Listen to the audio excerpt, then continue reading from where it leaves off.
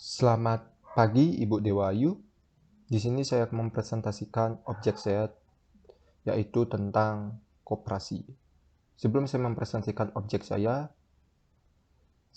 terlebih dahulu akan memperkenalkan diri yaitu perkenalkan, nama saya Jonathan Kurniawan Gideon dengan NIM 220101034. Baik.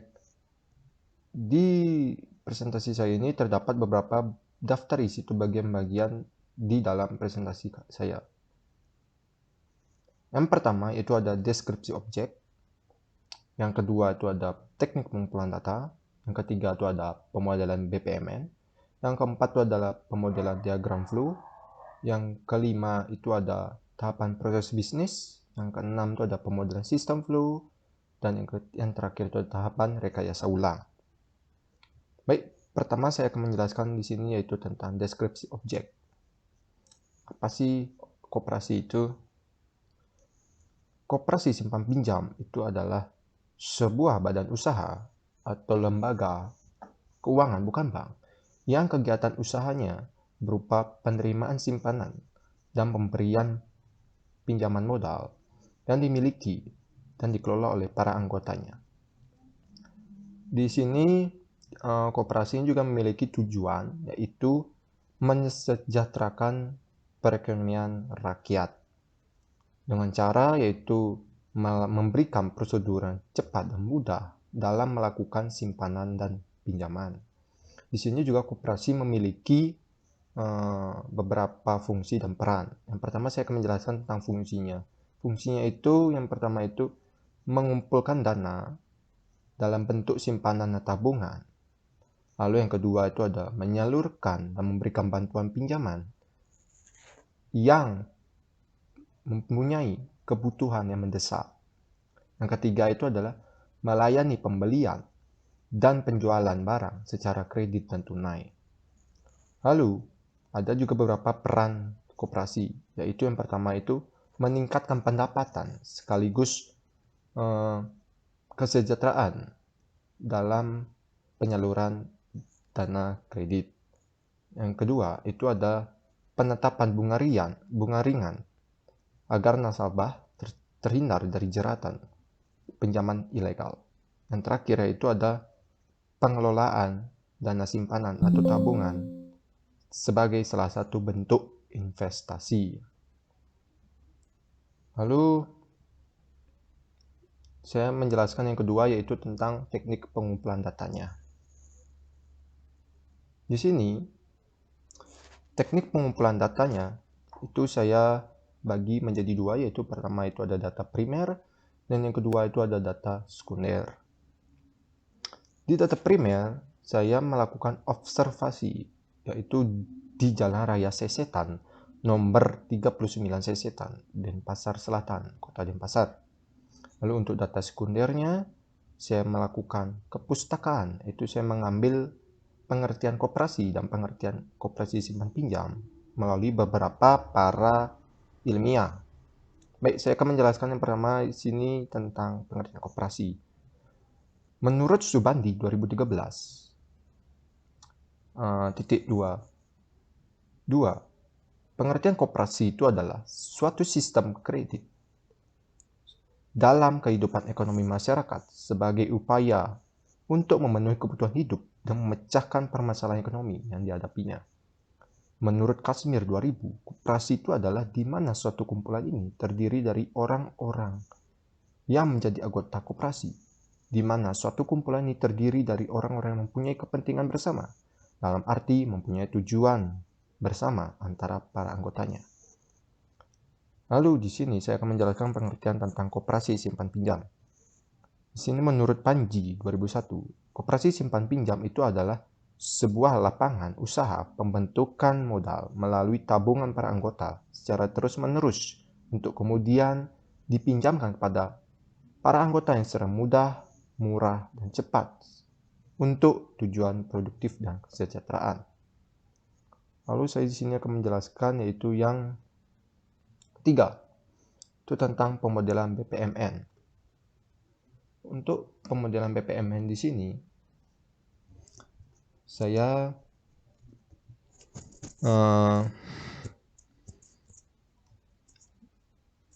memiliki beberapa aktor, itu ada 4. Itu pertama ada peminjam, yang kedua ada sekretaris, yang ketiga ada ketua, dan yang terakhir itu ada bendahara.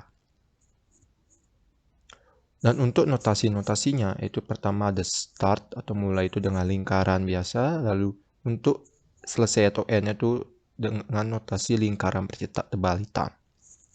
Untuk notasi yang tertera pada tulisan mendaftar, ini notasi proses. Dan untuk notasi yang tertera pada tulisan apakah sudah lengkap dan sesuai dengan prosedur peminjaman, itu adalah notasi gateway atau proses yang berdasarkan kondisi yang ada.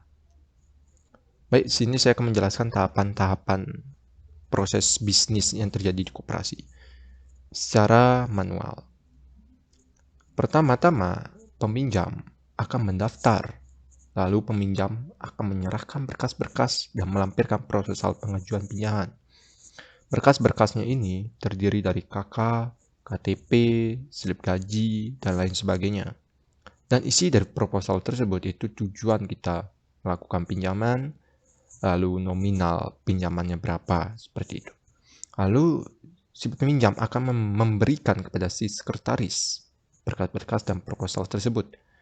Dan si sekretaris akan menerima dan memeriksa berkas-berkas dan proposal tersebut apakah sudah lengkap dan sesuai dengan prosedur peminjaman. Bila berkas-berkasnya belum lengkap, maka si sekretaris akan mengembalikan berkas-berkas tersebut dan proposal tersebut kepada si peminjam. Bila sudah lengkap, maka sekretaris akan menyerahkan proposal tersebut kepada ketua. Si ketua akan mengesahkan proposal tersebut. Lalu si ketua akan memberikan kepada bendahara. Bendahara menerima proposal yang telah disahkan oleh ketua. Dan bendahara menyiapkan dana setelah tertera pada proposal tersebut. Lalu bendahara akan memberikan dana tersebut kepada si sekretaris. Dan si sekretaris akan memberikannya kepada si peminjam. Dan peminjam menerima dana. Begitu juga di pemodelan diagram flow. Untuk pemodelan di diagram flow ini proses bisnisnya tetap sama, namun yang berbeda di sini adalah notasinya saja. Untuk aktor juga sama, yaitu peminjam, sekretaris, ketua, dan bendahara. Untuk prosesnya itu notasinya yang berbeda. Notasi untuk mulai dan selesai itu notasi oval. Untuk notasi yang tertera pada tulisan daftar ini notasi dokumen. Lalu untuk notasi yang tertera pada apakah sudah lengkap ini notasi decision atau gateway, dan notasi yang tertera pada tulisan disahkannya itu notasi proses. Baik, untuk tahapan-tahapan proses bisnis tetap sama.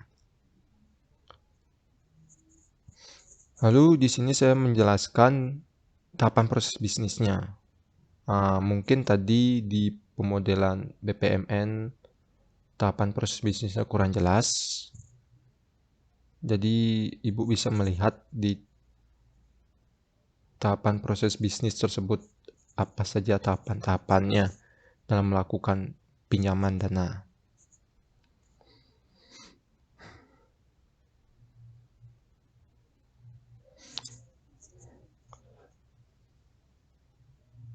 Baik, lalu setelah itu saya akan menjelaskan yaitu yang ke-6 tentang pemodelan sistem flow diagram. Di pemodelan sistem flow diagram ini saya melakukan secara online. Jadi di sistem di BPMN dan diagram flow itu saya melakukan secara manual. Di sini di sistem flow diagram saya melakukan secara online. Di online tersebut banyak sekali perubahan. Yang pertama itu dari aktornya, lalu yang paling berubah itu dari proses bisnisnya, proses melakukan pinjaman online. Ibu bisa melihat dari tabel tersebut. Di aktor yang sistem flow diagram cuma ada 3 aktor saja, yaitu peminjam, sistem, dan pengurus.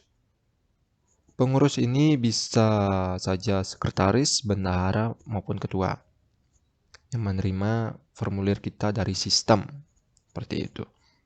Sini penambahan cuma sistem saja karena melakukan secara online. Untuk notasinya juga banyak yang berubah. Untuk notasi mulai dan selesai itu sama seperti di diagram flow, yaitu oval. Untuk notasi yang tertera pada tulisan klik link pendaftaran ini, notasi yang proses bisnisnya itu tidak dilakukan oleh komputer. Lalu untuk notasi yang tertera pada tulisan isi formulir ini adalah notasi yang dilakukan oleh komputer. Di sini saya akan menjelaskan proses-proses bisnis pinjaman dana secara online. Yang pertama itu peminjam akan mengklik link pendaftaran. Bagaimana dia bisa tahu link pendaftaran? Peminjam itu sebelumnya ia melakukan manual dan di situ sudah tertera peminjaman online seperti itu, link peminjaman online. Jadi peminjam itu bisa kapanpun melakukan pinjaman online gitu, bila beralangan datang ke kantornya gitu. Baik, saya akan kembali menjelaskan proses bisnisnya. Yang pertama itu peminjam mengklik link pendaftaran, lalu si peminjam akan diarahkan ke suatu formulir. Formulir ini dari sistem, dan si peminjam mengisi formulir tersebut, itu data diri peminjam. Lalu si peminjam akan mengisi nomor telepon yang nantinya gunanya itu untuk dihubungi oleh si pengurus dan diberikan informasi mengenai pengambilan dana. Dan yang ketiga itu si peminjam itu mengunggah berkas-berkas dan proposal. Berkas-berkas dan proposalnya berbentuk foto. Berkas-berkasnya itu seperti KK, KTP, slip gaji, foto diri yang pastinya, dan untuk proposal itu pastinya sudah tertera pada yang sebelumnya, yaitu di BPMN, seperti isi nominalnya, itu tujuan peminjamannya apa, seperti itu. Lalu nantinya sistem ini setelah si peminjam mensubmit atau mengirim formulir tersebut, si sistem akan mengirimkan kepada si pengurus, memberikan kepada si pengurus. Mengapa di sini tidak ada decision atau gateway? Karena di sistem sudah otomatis melakukan kesalahan maupun kebenaran dalam mengisi formulir. Bila di sini ada kesalahan dalam mengisi formulir, maka otomatis si peminjam akan diarahkan langsung ke apa yang salah seperti itu. Dan tidak bisa dikirim secara langsung seperti itu. Maka diarahkan terlebih dahulu kepada kesalahan dalam penulisan mungkin, atau kesalahan dalam mengupload fotonya, mengunggah, seperti itu. Maka si pengurus tidak akan lagi memeriksa formulir tersebut seperti itu. Lalu si pengurus menerima formulir tersebut dari sistem, dan si pengurus akan menghubungi nomor yang sudah tertera pada formulir tersebut dan memberikan informasi kepada si peminjam kapan pengambilan dananya. Lalu si peminjam akan mengambil dana yang sudah ditentukan oleh si pengurus seperti itu. Sudah ditentukan informasinya oleh si pengurus dan selesai. Bila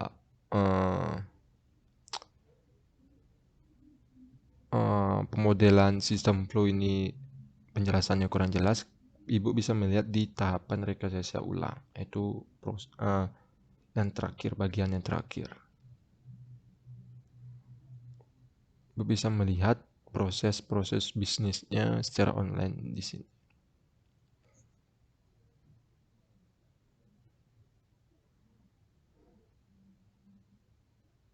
Baik, mungkin itu saja yang bisa saya presentasikan. tentang objek saya, koperasi. Bila ada kesalahan kata maupun eh, kekurangan dalam penjelasan maupun kurang jelas saya mempresentasikan objek saya memohon maaf sebesar-besarnya. Sekian dari saya, terima kasih.